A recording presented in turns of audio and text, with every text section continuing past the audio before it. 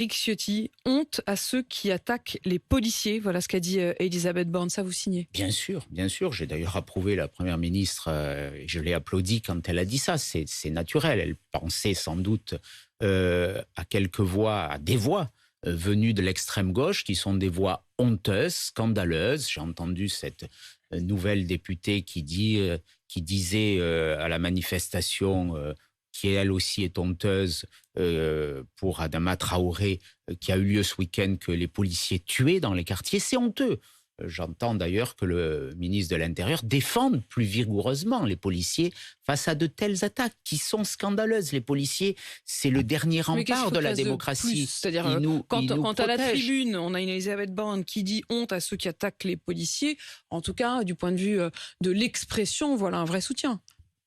Les mots sont importants et je les approuve, je les soutiens. Il peut y avoir des plaintes et puis il doit y avoir aussi une considération nouvelle pour nos policiers. Il doit y avoir des moyens, il doit y avoir une réponse pénale adaptée parce que les policiers sont épuisés, que ceux qui les attaquent, que ceux qui touchent un uniforme de la République ne bénéficient pas, ne subissent pas les sanctions qu'ils méritent. Moi, j'avais une proposition simple.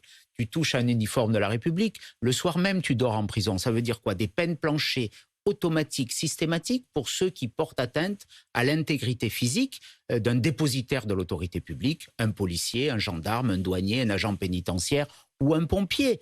Voilà, c'est des mesures fortes. Les mots, c'est le macronisme.